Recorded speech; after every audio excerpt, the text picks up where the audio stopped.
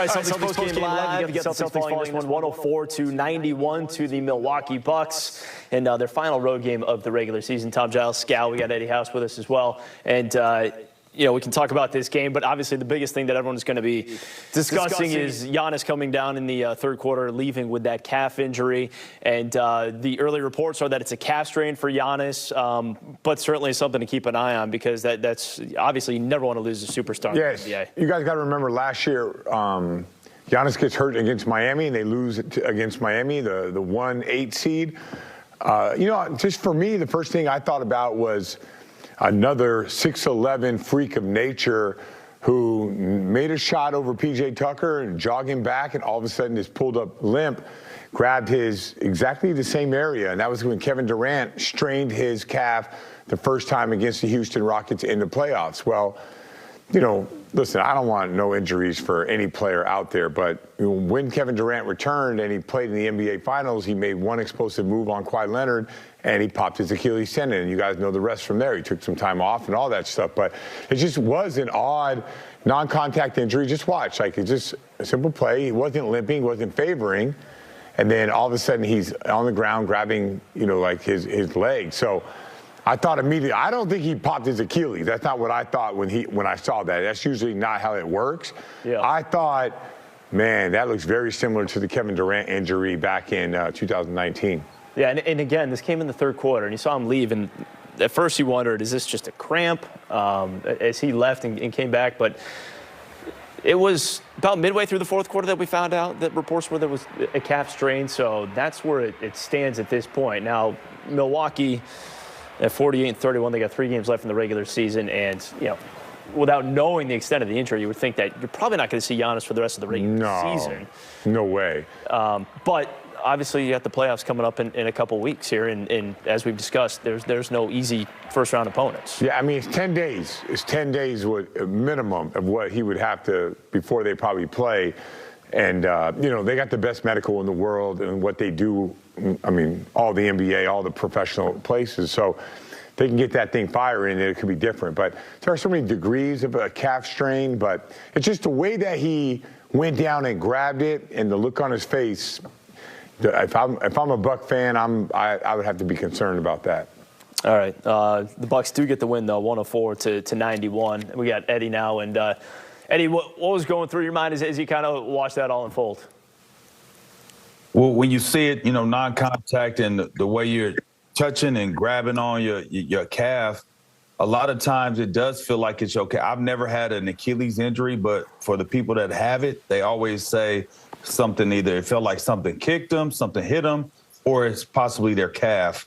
But it could be something a little bit more major. I hope that he's okay and it's not to that extreme, because I never want to see players get hurt. I never want to see nobody go out like that. I always want to play teams at their full strength.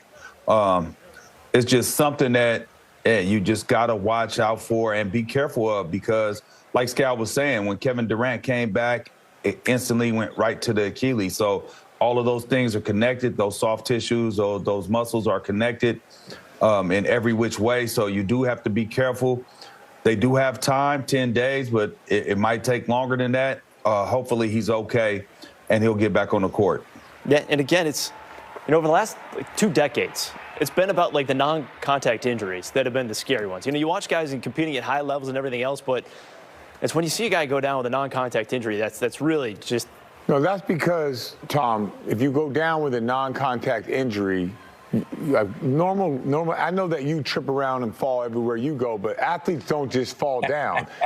So when we use the I get that. What I'm trying to say is, when you're an athlete jogging and you fall, that's like wait a minute, something's wrong here. But if I get ran over and I fall, there ain't nothing wrong with that. You understand what I'm saying? I do. Do you understand what I'm saying? I'm saying that it's more alarming when you see a guy go down with a non-contact injury. Because you shouldn't fall if you're a professional athlete. That's why. Correct. I am aware of that. Like, I know it's tough. Like, when you were walking to the car the other day and you just tripped and fell. Like, that's tough. But usually we don't do that. Why you on him like that? Well, that's come on, man. That's just a softball right there. Man. The ones we got to be concerned about is the non-contact. Yeah, because if you just walking down the street and you fall, there's something wrong with you. That's why we should be concerned. Why are you falling? Like when Kevin Durant went up in warm-ups and sprained his ankle, I was like, what's wrong with him? Sprained ankle. In warm-ups. I don't know if I've ever seen that before. Non-contact. Yeah, because you ain't supposed to get hurt non-contact. All right, well, if and when we hear anything else coming out of the locker room, we'll let you know as soon as possible. But, yeah, the early reports from Shams and from Woj coming shortly after what we saw there with Giannis going down in the third quarter. And, again, the initial reports are that it's a calf strain. So any more information we get on that, we will give you.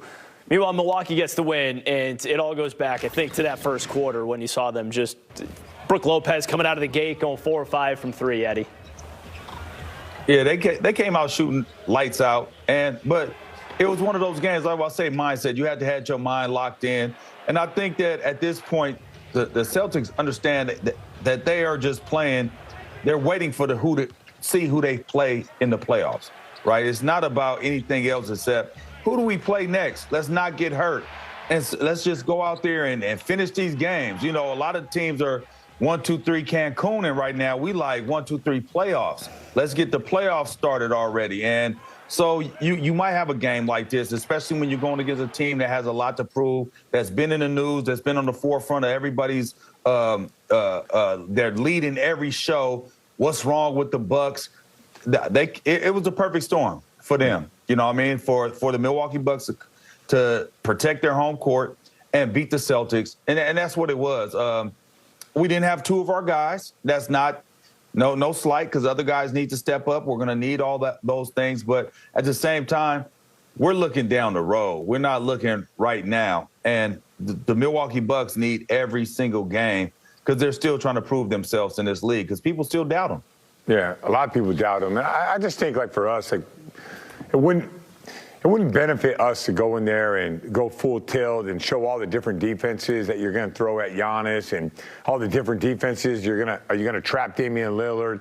I just think you go into that game and say, all right, we're going to try some things, maybe do some misdirection. I don't know if the Bucks would even watch this game and say this is what the Celtics did to us. I think for them, it's all about just keeping your cards close to the vest. Let those guys do what they do. If you make a bunch of shots, if they miss some shots, you'll win this game. But it's probably smart. And I think the Celtics looked at this year, probably had their eye on Miami, probably had their eye on Milwaukee from the start. And then as the season unfolds, you can start looking at the Knicks or maybe Philly at times. But you're looking at these teams saying, all right, these are the teams that we got to play.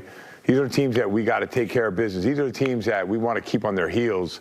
And if you go out and show anything today, when you don't have to, when you have that big lead, I don't think they're ever going to. I think you were right, Tom, earlier about Celtics being dogs by 3.5. You probably the way the Celtics went into this game is probably the right way for their long-term approach. All right, and they suffer the loss here, but did you get some money, Giles? Did you get some money? No, he didn't do it. I looked at him all day. He was sour that he didn't. Third quarter, when they were making a run, I was like, well, see, this is why I didn't either, because this is fun right now. I'm having fun watching this. Yeah. Celtics come back in this game, and that's – No, he didn't do it, Didn't need to. He didn't do it. Now he didn't do it. He was mad that he didn't. Now he's mad afterwards. So he's just either way. I'm just mad that you're still here. 104-91, the Bucks get 104-91, your final score. All right, time now to hear from Joe Mazzulla back out in Milwaukee. The head coach's press conference is brought to you by Arbel Insurance, here for Celtics fans, here for good. What did you think defensively? Obviously got a hot start with Brook kind of setting the pace early on. Was there anything you saw there, or just kind of big shot making? Yeah, I thought we could have closed out to him a little bit more, but I thought for the most part that was kind of shot making by him. I thought it was more of our offense first half. Some points defensively. But for the most part, I thought we just had too many empty possessions on the offensive end. What did you not like then? Or what was kind of causing empty possessions? Just waiting too long to get into our spacing. Too many shots at the end of the shot clock. Just got to get into it quicker. But, Brooke was completely dropping off of X and just kind of putting X out in space. He obviously took a few, but there was a bunch of times where he was just looking for the handoff at that point. That's not how it usually goes for you guys, because it's usually Al or KP spacing. So was it at least useful to get a different, kind of like force the rest of the team to figure out how do we play when we're not just getting the kind of pick and pop? Oh, yeah.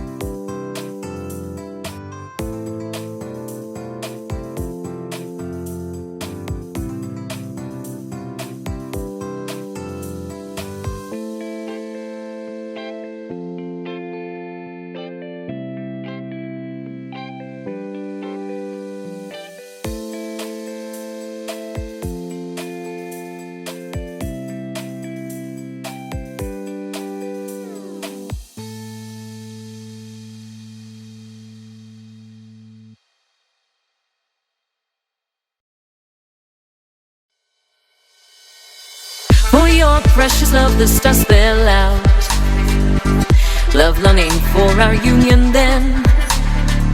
Love my fragrance so captivating.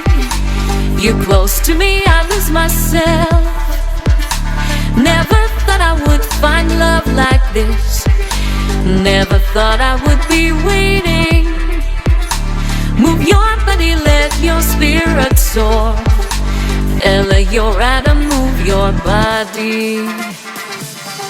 Oh, I love mine, oh, I love mine. Oh, I love mine, why did you have to